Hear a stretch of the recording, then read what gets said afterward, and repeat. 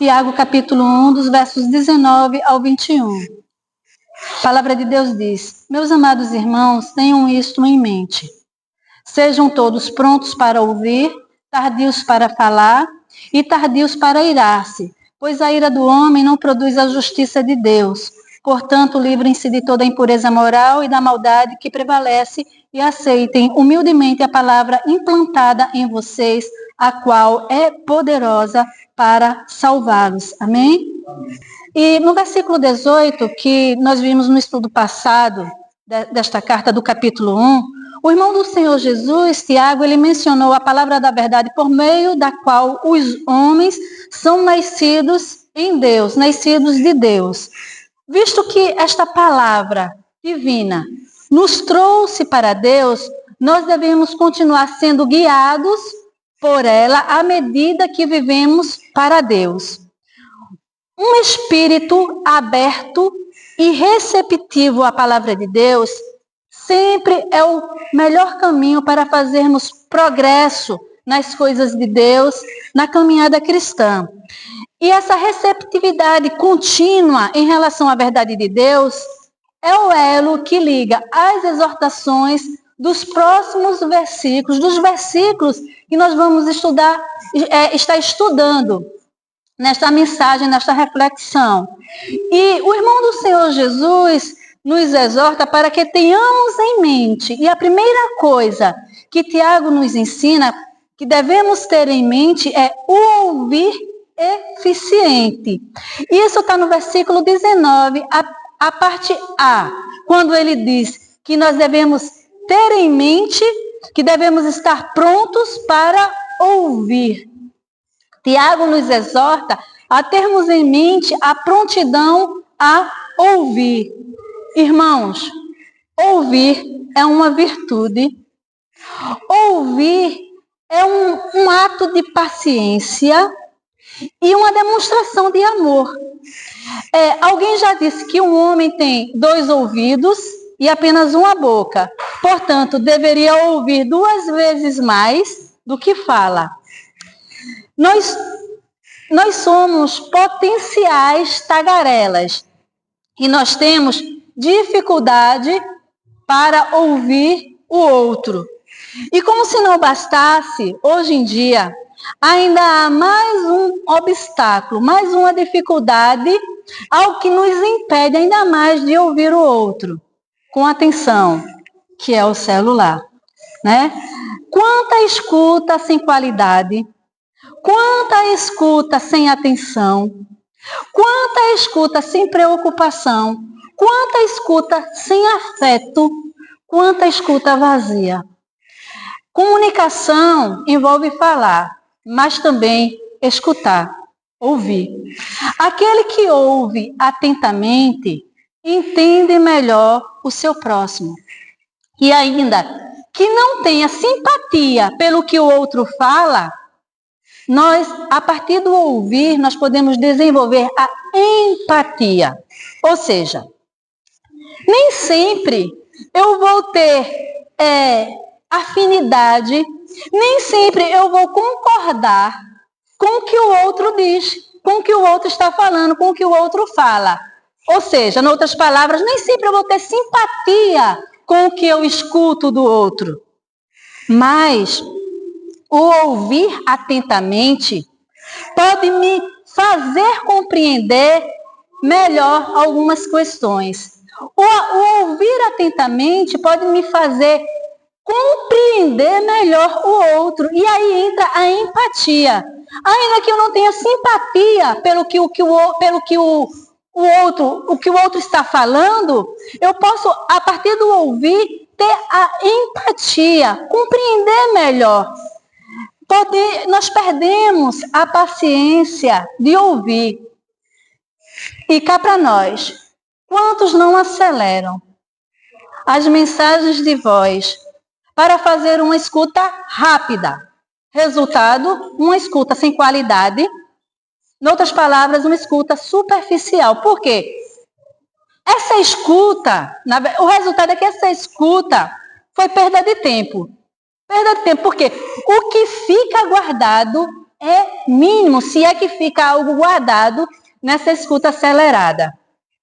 E aí, o irmão do Senhor Jesus, Tiago, ele nos exorta a estarmos prontos para ouvir, termos prontidão para ouvir, porque o que ouve atentamente, o que ouve com atenção, o que ouve olhando nos olhos do outro, quando isso é possível, estar pessoalmente com o outro que está falando, quando se ouve olhando nos olhos, sem ficar olhando para o celular, porque eu não sei se você já passou por essa experiência, de você estar falando, e para quem você está falando não está nem olhando para você, está olhando para o celular.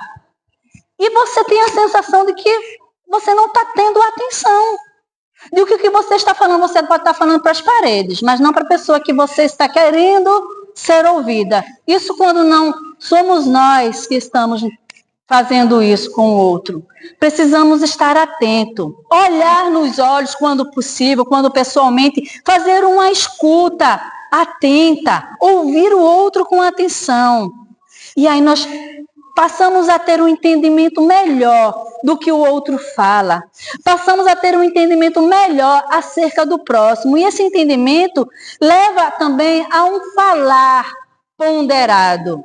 Então a gente aprende aqui, no versículo 19, a parte A, que tenhamos em mente um ouvir eficiente. Mas também Tiago nos ensina, tenhamos em mente o silêncio eloquente. No versículo ainda 19, a parte B, ele diz, devemos ser tardios para falar. Aprendemos muito mais ao ouvir do que quando nós falamos e falamos e falamos. Falar é importante. Falar é necessário. Verbalizar é terapêutico. É principalmente através da fala que nós expressamos os nossos sentimentos, as nossas necessidades. É principalmente através da fala que nós nos fazemos também, nos fazemos conhecer.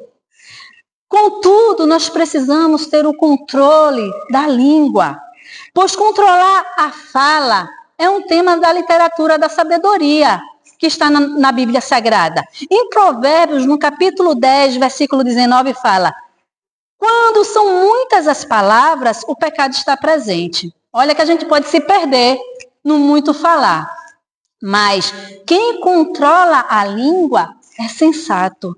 Quem controla a língua, quem tem controle no falar, na língua, tem sabedoria, é sábio.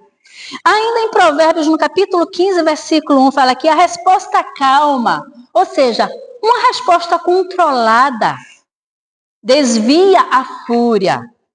Mas a palavra ríspida desperta a ira. Uma palavra sem controle desperta o furor, desperta a ira. Nós precisamos ter em mente, irmãos. Eu acho que isso tem sido falado vez ou outra aqui, nos estudos, nas mensagens, que tão importante quanto falar a verdade é a maneira, é como falar a verdade. Tão importante quanto falar é a maneira também de falar. Não devemos falar sem controle, cheios de ira, cheios de justiça própria. Por isso devemos ter em mente este silêncio eloquente, que nos leva a refletir no que devemos falar e na maneira de falar. Palavras, irmãos, preste atenção, palavras machucam. E muitas vezes formam feridas difíceis de cicatrizar. E esse descontrole no falar, geralmente está ligado a uma ira desenfreada, a uma ira sem limite. E aí, o irmão do Senhor Jesus continua nos ensinando. Tenhamos em mente a ira benevolente. E isso a gente aprende no versículo 19 ainda, na última frase do versículo, na parte C do versículo 19 e o versículo 20. Tardios para irar-se, pois a ira do homem não produz a justiça de Deus. E o que seria essa ira benevolente? A justa ira de Deus, a justa ira divina contra o pecado. uma ira santa, uma ira justa, uma ira legítima, mas também comovente. Em Marcos, no evangelho escrito por São Marcos, no capítulo 3, dos versos 1 ao 6, a gente vê o seguinte, a gente aprende o seguinte. Noutra ocasião, Jesus, entrou na sinagoga. E estava ali um homem com uma das mãos atrofiada. Versículo 2. Alguns deles estavam procurando um motivo para acusar Jesus. Por isso o observavam atentamente para ver se ele iria curá-lo no sábado. Jesus disse ao homem da mão atrofiada: levante-se e venha para o meio. Depois Jesus lhes perguntou: o que é permitido fazer no sábado? O bem ou o mal? Salvar a vida ou matar? Mas eles permaneceram em silêncio. Mas esse não foi o silêncio eloquente, não. Foi o silêncio maldoso mesmo. O silêncio do pecado. No versículo 5 fala que Jesus, irado, olhou para os que estavam em sua volta e, profundamente entristecido, por causa do coração endurecido deles, disse ao homem: estenda a mão. Ele a estendeu e ela foi restaurada. Então, os fariseus saíram e começaram a conspirar com os herodianos contra Jesus sobre como poderiam matá-lo. Eu chamo a sua atenção nesta passagem aqui, do capítulo 3, São Marcos, dos versos 1 ao 6, chamo a sua atenção para o versículo 5, que diz que Jesus ficou irado, mas profundamente ele olhou para os pecadores, para os religiosos que pecavam, os falsos religiosos. Ele olhou para eles e profundamente entristecido por causa do coração endurecido deles. A ira benevolente é a ira que envolve esse sentimento de lamento, de tristeza, de pesar por causa do pecado alheio. Não é uma ira tipo querendo que aconteça desgraça com o outro, que seria algo devidamente merecido para o outro. Mas uma ira benevolente envolve lamento e tristeza pelo pecado do outro. Tiago ele não diz para a gente não se irar. Não, porque a ira é um sentimento comum, é uma reação comum. Nem Tiago diz para a gente não se irar, aliás, nem mesmo o apóstolo Paulo. Lá na carta aos Efésios, no capítulo 4, versículo 26, o apóstolo Paulo, ratificando, confirmando com Tiago, diz: quando vocês ficarem irados, não pequem, apaziguem a sua ira antes que o sol se ponha. Ou seja, a ira é comum. Nós ficamos irados pelas injustiças, mas nós não podemos, não devemos ser controlados por uma ira descontrolada, desenfreada, pois essa ira humana não opera a justiça de Deus. Tiago diz que a ira deve ser tardia.